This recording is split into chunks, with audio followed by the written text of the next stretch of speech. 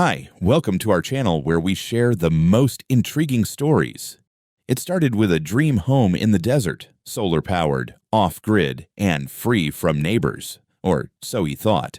But when a rogue HOA launched a war of letters, lies, and late-night sabotage, one man refused to back down. This isn't just a property dispute, it's a suburban battlefield. It started the day I moved in.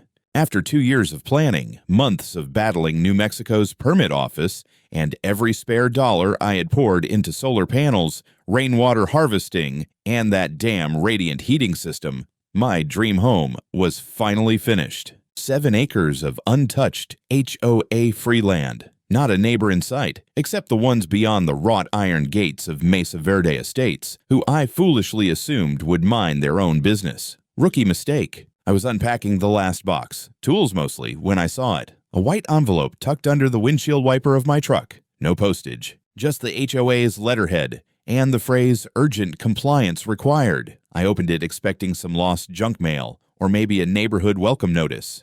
Instead, I got accused of building an illegal residence and was required to vacate the property until ownership and jurisdiction can be verified. I actually laughed, out loud, like someone handed me a joke on letterhead. What made it worse was the fine print, something about visual jurisdiction and encroachment on HOA view corridors. It was nonsense. My parcel was never part of Mesa Verde. I knew that before I bought the land. I had title records, zoning maps, a decade-old legal ruling where the previous owner successfully petitioned to be excluded from the HOA. Hell, the nearest HOA sign was a 40-foot detour from my gate. The next day, she arrived. Short, rigid posture, bobbed helmet of blonde hair that hadn't moved since the Clinton administration. This was Karen Reeves in the flesh. I recognized her from a Google rabbit hole I'd gone down after the letter. President of the Mesa Verde HOA for the past 8 years. Known for her crusade against wind chimes, basketball hoops, and non-approved yard ornaments. I should have guessed I'd be next on her hit list. She didn't come alone, of course. 2 police officers trailed behind her up my gravel driveway like bored mall security. Karen pointed toward my porch as if she were marking a crime scene. "This structure violates the communal covenant," she declared before I could even say hello. "I'm not part of your community," I replied calmly. "Your driveway intersects with our easement road. This whole area falls within our visual domain." "Visual domain?" I blinked. "Is that a legal term now?" She turned to the officers and said, "I'd like this man removed. He's trespassing on communal land." One of the cops, the older one with a mustache and the exhausted gaze of a man who's seen too many HOA meetings, stepped forward. "Sir, we got a call about a potential squatter situation," he said, almost apologetically. "Right." I went back inside, grabbed the file folder I'd prepared for this exact moment, and came out with 3 documents. My notarized deed of ownership, clean and uncontested. A signed exclusion certificate confirming my parcel was not, is not, and never will be under HOA authority. And the 2013 court ruling that removed the property from Mesa Verde's jurisdiction permanently. I handed them over. They read in silence. The younger cop gave a low whistle. Karen's face twitched. "These must be outdated. Our maps were revised in 2017. "Maps drawn by who?" I asked. "The HOA fantasy department?" The older officer cleared his throat. "Ma'am, I don't see any cause to remove this gentleman. Everything looks in order." "You're just going to let him stay," she snapped. "He's on private land with valid documents. We have no authority here." Karen didn't say goodbye. She didn't even look at me. She pivoted on her orthopedic heels and marched back to her Lexus like she'd just swallowed a lemon whole. The cops followed, both of them nodding slightly to me on the way out. As she drove away, she rolled her window down and yelled without turning her head, "This isn't over. We'll see who owns what when this is all finished." I stood there on the edge of my porch, watching the dust from her tires settle over my cactus garden. Part of me wanted to believe that was just her pride talking. That once she cooled off and had a glass of Pinot, she'd move on to harassing some poor teenager with a mailbox painted the wrong shade of beige. But the pit in my stomach told me otherwise. This was far from over. By the end of that first week, I'd already gone from elation to paranoia. Every time I stepped outside, I expected to see Karen hiding in the hedges with a clipboard and a new violation form. But the real pressure didn't come from her physically showing up. It came from the way she turned my life into a bureaucratic siege. It started with a new letter, not from the HOA this time, but from something called the Community Oversight Integrity Subcommittee, a name that sounded like it was invented at a church bake sale by someone drunk on Chardonnay. The letter claimed that due to visual adjacency and geographic reliance, my property was subject to informal community review. Informal, my ass. That same morning, flyers appeared on several nearby community bulletin boards, actual physical flyers like it was 1993 again. They had a grainy satellite photo of my lot with the headline, "Illegal Construction Site, Safety and Legal Concerns." Underneath was a list of invented infractions: improper septic installation, unauthorized energy systems, threat to native and vegetation. I didn't have to guess who was behind it. Karen's signature wasn't just in the font choice, it was in the theatricality. But then it escalated. That Friday, I came home to find a laminated notice duct taped to my front gate. Eviction order by authority of Mesa Verde Estates. No legal letterhead, no court stamp. Just a nice embossed HOA logo and a paragraph of unhinged language demanding that I vacate the premises within 72 hours to facilitate legal inspection and corrective relocation. I half expected it to end with a wax seal and a royal decree. I peeled it off and laughed, bitterly this time. But that weekend, things took a darker turn. A man in a city inspector jacket knocked on my door Sunday morning. No prior appointment, no call. He had a clipboard, reflective vest, and a too-casual attitude for someone who just walked a half-mile up a private driveway. Claimed he was there to perform a routine zoning inspection based on a complaint. "Who filed the complaint?" I asked. He gave me a practiced shrug. "We can't disclose complainants. Could be anonymous." I asked for credentials. He flashed a badge. It looked legit enough to slow me down, but not enough to trust. He started asking about my foundation, structural permitting, the water system. I asked him if he had a warrant or court order. He didn't. So I politely told him to get the hell off my property unless he came back with a signed legal directive. That night, I went over my security camera footage. He didn't come from the road. He was dropped off at the gate by a silver SUV, the same Lexus Karen drove. What a coincidence. Monday brought more visitors. This time, it was 2 more inspectors, this time from the County Utilities Board, but they weren't from the county. I called their department. No one by those names worked there. They were impersonators. Now I was beyond angry. This wasn't passive-aggressive HOA fluff anymore. This was targeted harassment, illegal impersonation of officials, coordinated misinformation. I wasn't just being annoyed, I was being undermined. I met with my attorney the next day, a sharp guy out of Albuquerque named Evan Stokes. The kind who wore cowboy boots with his suit and carried a 6-inch thick binder labeled HOA Overreach Selected Case Law. Evan listened without interrupting, flipping through my documentation with quiet efficiency. When I told him about the fake inspectors, he nodded solemnly and said, "This is actionable." He drafted a formal cease and desist letter that same day. It outlined potential civil and criminal penalties for defamation, impersonation of municipal officials, trespassing, and fraudulent eviction attempts. We sent copies to the HOA's official address, to Karen's personal P.O. box, and to the county recorder's office, just for good measure. But that wasn't all. I installed new security cameras. I began filming every interaction. I even got a portable dash cam rig for my ATV and truck in case I was approached off-property. I created encrypted backups, multiple cloud archives, a USB drive in a fireproof safe. I was no longer just a homeowner. I was a one-man litigation bunker. And just when I thought I was finally ahead of it all, a neighbor I'd never even met before stopped by. Older guy. Said he was a former HOA board member. He handed me a manila envelope and whispered, "I never voted for this." Thought you should see what they're circulating internally. Inside were draft proposals, HOA adjacency zones, maps with my property outlined in red, and emails from Karen pushing the narrative that I posed existential risk to HOA property. Values. That was the moment I realized this wasn't just about one overreaching neighbor. This was an organized, strategic campaign to break me down, slowly, legally, publicly, until I either left or surrendered, and I had no intention of doing either.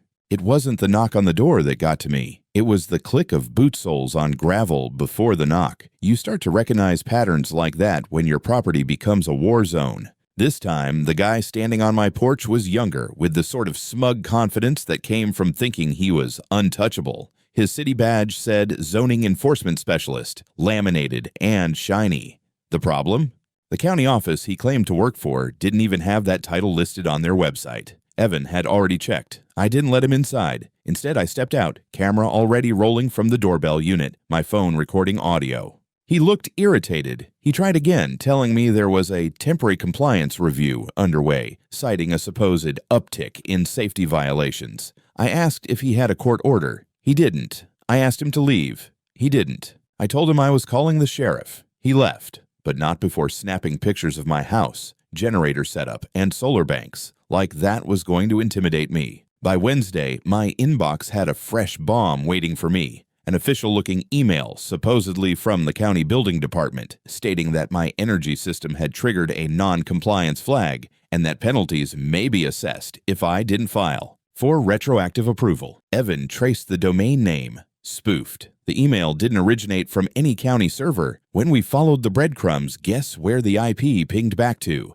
Mesa Verde's clubhouse Wi-Fi. Karen was getting more creative, more reckless. That same afternoon, I got a call from a local news affiliate. A journalist said she'd received an anonymous tip about a potential sovereign citizen compound operating near the edge of Mesa Verde. I nearly laughed. Then I didn't, because it clicked. Someone was trying to paint me as a threat, not just a nuisance. If the HOA couldn't beat me legally, they'd smear me publicly. We invited the journalist over. Evan was smart. He knew this was a chance to control the narrative. I gave her a full tour of the house, the permits, the energy system, the notarized documents, the court ruling from 10 years ago. I showed her the fake eviction notice, the doctored complaint letters, even video of the so-called inspectors arriving in HOA board members' personal vehicles. The segment aired 2 days later.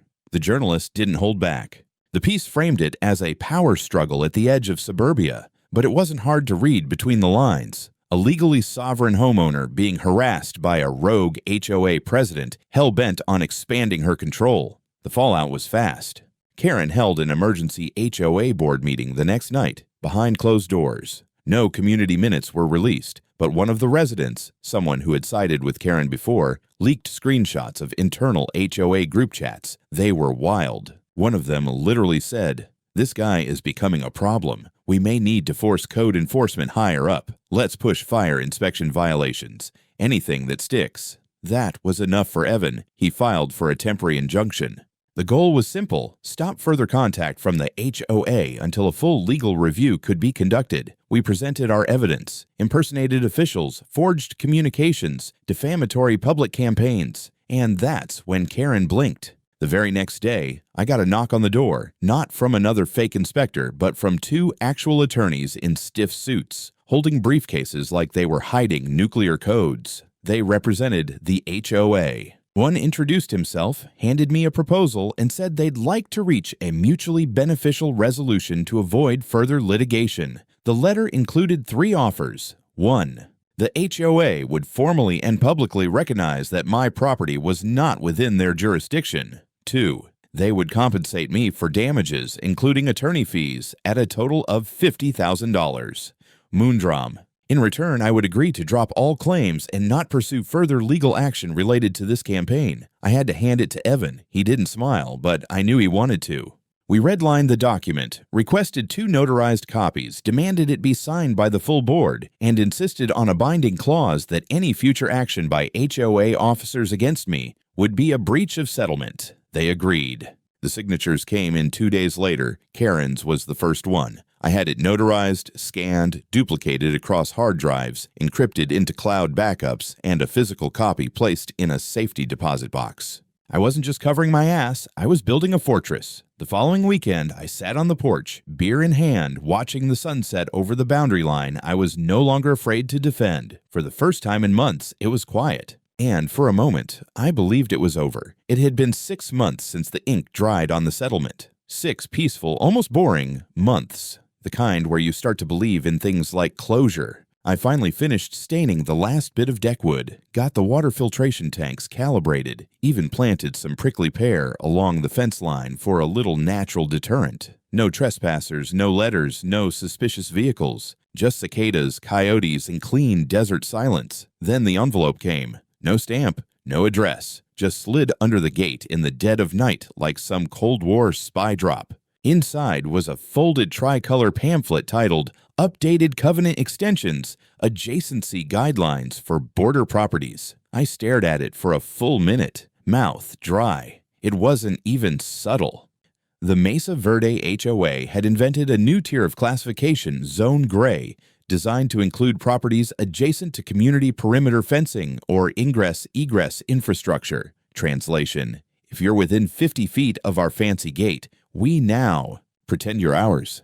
My driveway fell 40 feet from their gate. They were back. Later that day, a white SUV rolled slowly past the edge of my lot. Not a single HOA board member inside, just a fresh face I didn't recognize. But the way she looked at the camera on my fence post, then immediately glanced away, told me all I needed. They were testing the water, seeing if I'd react. I didn't.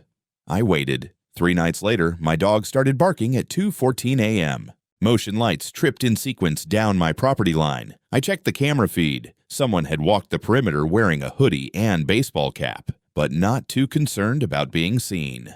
He stopped by my fiber optic relay junction box, then walked off. I checked the signal. Internet was still up. By morning, it was down. Hardwired cables cut, clean and deliberate. The junction panel was slashed open, shielding pried off. Someone knew exactly where to go. And they left a message, spray-painted across the outer wall of my utility shed in HOA blue, no less, were the words, "Get out of Mesa Verde." Subtle as a brick through a stained glass window. I didn't call Evan this time. I called the county sheriff. Then I called a federal contact Evan had passed me months ago when this first kicked off. A buddy in a regional DOJ field office who specialized in property rights and HOA-related civil harassment cases. Until now, I hadn't needed him. Now I did. We filed a breach notice first. HOA had violated the terms of the settlement agreement. A new clause they tried to enforce. Any act of direct or indirect aggression was a violation. Creating and distributing this fake adjacency policy, that counted. Cutting my line, destruction of property, the graffiti, harassment.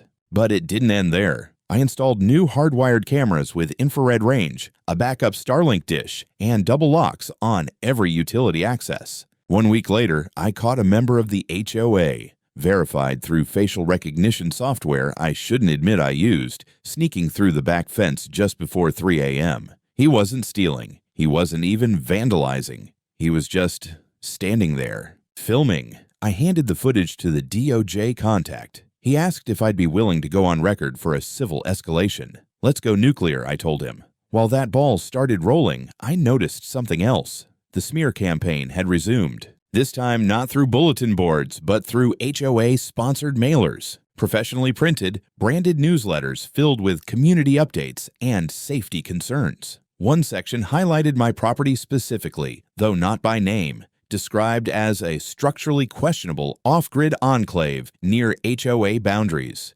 with potentially dangerous surveillance systems and questionable environmental permits. The same day that flyer hit mailboxes, someone left a dead squirrel on my solar array. This wasn't a grudge anymore. This was a siege. I compiled every bit of evidence, the new HOA materials, footage of trespassers, network access logs, the severed cables, the vandalism. I cataloged every act by time, GPS tag, and person of interest. I sent a full report to Evan, the DOJ, and the sheriff's office. The response came fast. The sheriff assigned a liaison officer to do random patrols past my property line. The DOJ opened a case. Evan began preparing a civil contempt motion for breaching the terms of our agreement. But the real tipping point was when a local tech blog picked up my footage of the HOA member trespassing. And from there, it went viral.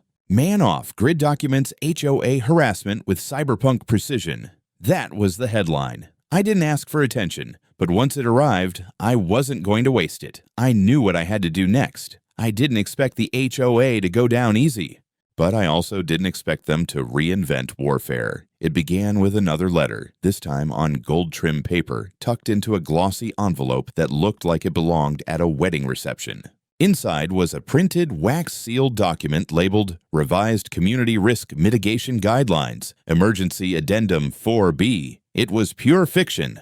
According to this fantasy, Properties in visual proximity with elevated surveillance infrastructure posed a psychological threat to Mesa Verde residents and could be subject to emergency review by community safety boards. That was the HOA's new angle. I was a threat to their mental health because I had cameras on my own damn land, monitoring the very people sneaking into it. It would have been laughable if it wasn't the prologue to something worse. That week, I noticed the smell first, burnt ozone and melted copper. I checked my junction box again and found it charred, not slashed, not cut, melted. Someone had tried to fry the system, probably with a stun baton or an improvised short circuit. I reviewed the security feed. That same HOA board member who had been caught trespassing before? He was back. Only this time he wore gloves, a face mask, and used a flashlight covered with red film. Military style. He knew what he was doing. But I knew who he was. We sent the footage to the feds. Now the DOJ wasn't just interested. Now it was a formal investigation. Then 2 days later, it got personal. A voice message popped up on my burner line. Number blocked. Woman's voice. Familiar. Not Karen, but one of her cronies from the board. I'd seen her in those HOA Zoom meetings that got leaked to the press. The message was short, clipped, whispered like she was calling from a stairwell. You don't belong here. You were never supposed to build that house. You think this is about rules, but it's not. It's about the neighborhood. You're a virus. We're the immune system. I played it twice. Evan played it 5 times. He saved the audio and cross-referenced the voice to past recordings. We matched it. We'd use it in court. That weekend, the line was crossed for good. I got back from town late Saturday night, groceries in hand, tired, distracted. I noticed the front gate was cracked open, not wide, but just enough, too precise to be the wind. My lights flipped on via motion sensors. The yard looked undisturbed until I saw the footprints. Boot prints right up to my porch, then around to the side of the house where my battery array was installed. I followed them with my flashlight and heart pounding like a drumline. They'd loosened one of the battery mounts. Not enough to cause damage, but enough to suggest sabotage. The battery itself had been unplugged and reconnected incorrectly, just sloppy enough to fry the circuit if I hadn't checked. That was it. I filed a criminal complaint for attempted property damage, criminal trespass, and violation of a federal agreement. The DOJ opened a parallel investigation, conspiracy to commit harassment, stalking, digital interference, and violation of multiple state and federal property statutes. We weren't filing just another civil suit this time. We were escalating to federal court. Within days, I was served a subpoena for the opposite side. Mesa Verde's legal team tried to preemptively sue me for malicious surveillance, targeted intimidation, and technological abuse of the HOA perimeter. They were trying to flip the narrative. I couldn't believe it. But Evan, he was thrilled. This is a gift, he said. They've opened the door. Now we bring the whole house down. We filed our counterclaim. The language was surgical. Fraudulent misuse of civil code, organized defamation, coordinated trespass and sabotage, intentional infliction of emotional distress, and breach of legally binding settlement with intent to intimidate and suppress a non-member resident. The legal bullets were loaded, but that wasn't all. A federal judge approved our request to subpoena the internal HOA group messages and financial records, and what we uncovered made everything before look like a warm-up act. Karen and her board had used HOA funds to purchase drones, hire consultants with no official credentials, and pay for a private security firm registered in Arizona under an entirely different name. One document detailed a budget line labeled Containment Strategy. Evan turned to me, holding the printout, eyebrows raised. They were trying to box you in. I nodded, dry-mouthed, and said, "Then it's time we blew the box open." The courthouse buzzed like a disturbed wasp nest. Reporters lined the steps, microphones in hand, cameras perched on shoulders like vultures waiting for something to drop dead. I stepped out of Evan's car in a clean button-down jeans and boots. No suit. I wasn't playing a part. I was showing up exactly as I was. The man they tried to break and bury in bureaucracy. Inside, the gallery was packed. HOA board members flanked Karen like a miniature army of the entitled. She wore a navy blue blazer with a pin in the shape of an eagle clutching a gavel. Subtle. Her expression was pure Botox-frozen defiance. We weren't alone either. A handful of local residents I'd never even spoken to had come to watch. Some I recognized from across the gate. Others looked like reporters in disguise. There was energy in the room, tension coiled like a live wire. Opening arguments were clean. Evan was clinical, surgical even. He laid out a precise timeline of events: the false eviction orders, impersonated officials, sabotage, slander, vandalism, and, most importantly, the breach of a legally binding settlement. Then came the exhibits. We showed the security footage, the trespassing, the nighttime sabotage, the masked figures creeping along my property like they were rehearsing for a B-grade heist film. We showed the forged documents, the fake emails, the adjacency policy printed and distributed to residents, the zoning complaints that had no municipal origin, and then we dropped the bomb: the internal HOA documents. The budget lines referencing containment efforts, the private drone purchases, the anonymous complaint drafts typed on HOA computers, emails between Karen and board members explicitly stating I needed to be isolated to restore HOA visual integrity. Their side, they argued protective action, that their proximity to my property gave them community interest rights. Their attorney, a man who looked like he billed by the eyebrow arch, claimed they were acting in good faith under evolving community standards. The judge wasn't buying it. Neither were the jury members, most of whom looked like they'd personally had run-ins with HOAs. Then Karen took the stand. It was a disaster. Evan was merciless. Ms. Reeves, are you familiar with this document dated 6 months after your HOA entered a settlement agreement with Mr. Randolph? Karen adjusted her blazer. I am. Can you explain why you refer to Mr. Randolph as, and I quote, the property tumor we need to excise before property values rot? She fumbled. That was taken out of context. Please enlighten us with the context in which referring to a homeowner as a tumor is appropriate. Silence. We then played a recording, courtesy of a whistleblower board member, of Karen directing a closed meeting, stating, I don't care what the law says, that man is not staying there. Make him miserable. When it ended, you could have heard a gavel drop. Then the whistleblower testified. She detailed how Karen had pushed the HOA into financial overreach, threatened board members who dissented, and authorized the use of funds without full consent. The court's mood shifted palpably. What began as a civil suit was now bordering on criminal territory. The judge requested an emergency motion for independent financial audit of the HOA. What they found confirmed our suspicions: misappropriated funds, improper contractor payments, and off-the-books operations. Then came the final day. Our closing arguments hit like thunder. HOA overreach had escalated into personal warfare. This wasn't neighborly concern. This was targeted harassment executed with corporate resources and cloaked in legal theater. The verdict came back in under 5 hours. The jury found in our favor on all counts. The HOA was found liable for harassment, defamation, violation of settlement agreement, criminal trespass, fraudulent misuse of organizational funds. Karen personally was found responsible for conspiracy, falsification of documents, and aggravated stalking. Damages awarded: $1,200,000 in compensatory and punitive restitution. But that wasn't the big news. The judge issued a rare motion under state nonprofit abuse statutes: immediate dissolution of the Mesa Verde HOA. Their charter was revoked, their funds frozen, their board disbanded, effective immediately. Karen, sentencing came 2 weeks later. 8 years in federal prison. She didn't speak during sentencing.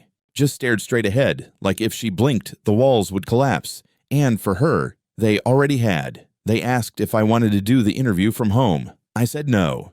If this was going to be seen by the entire country, I wanted people to look me in the eye, to understand that this wasn't just about a fence line or a technicality buried in property law.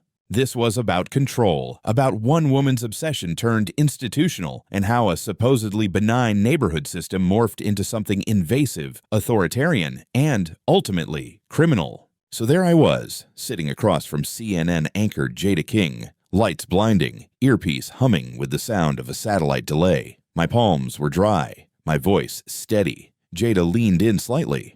Nicholas Randolph, you're now nationally known for dismantling what many are calling one of the most abusive homeowners associations in the country. But some viewers are still wondering, what really started all this? I didn't hesitate. Control, I said. It started because someone saw my property as something they should have power over, and when they didn't, they tried to fabricate authority. She nodded. But you're just one person. And Mesa Verde Estates had money, structure, and, well, Karen. That got a smirk out of me. Yeah, they had all of that, but I had facts, law, and cameras. The audience watching at home didn't see the camera feeds I lived with for months. The night vision footage of shadowy figures scaling fences, the sound of snipped wires, the sick thud of boots on gravel at 2 in the morning. But I described it, all of it, calmly, carefully. And what do you say to those who argue HOAs exist to protect property values? I leaned forward. Protecting property value doesn't mean destroying people. The moment your HOA starts acting like a government without accountability, it stops being a community and becomes a cartel with newsletters. That line stuck. Jada raised her eyebrows, gave a small laugh, and I knew right then it would be clipped, memed, posted everywhere before I even left the studio. Then she asked the big one, "What happens now?" I paused. Now? People start talking. More stories come out. This wasn't an isolated case. HOAs aren't inherently evil, but too many of them operate in the shadows, exploiting vague covenants, bullying residents, threatening litigation because they think people won't fight back. I looked straight into the camera lens. If you're watching this, and your HOA is using fear, lies, or harassment to control you, don't let them. Document everything. Find allies. Know the law and fight.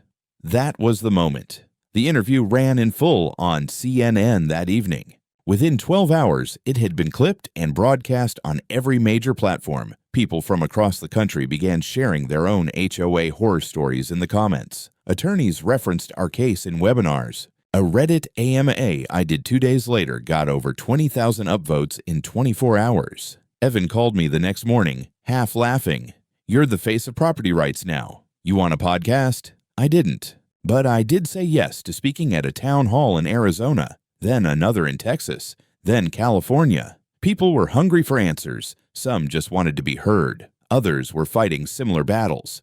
I gave them my notes. I gave them copies of the filings, annotated with case law. I helped them build their own legal shields. Then the letters started arriving, not from HOAs, from regular people, handwritten, printed, even some typed on antique typewriters, thanking me, telling me I made them feel sane again. One woman sent a photo of her backyard with a handwritten sign that read, "You do not own me." She said her HOA president had walked by, scowled, and walked faster. I kept that photo pinned to the wall of my home office. Back home, life settled into something like peace. The Mesa Verde gate was removed by court order. The road was repaved without the words "private access" painted across it. The HOA sign was pulled out of the ground by the county, not me, and auctioned off as a novelty. I didn't buy it, but someone did, and mailed it to me. It's in my shed now, flipped upside down, covered in dust. Just outside my property line, I installed a tall wooden sign. Not flashy, just solid and carved with care. It reads, "This land didn't belong to your HOA then. Doesn't now, never will. Don't even try."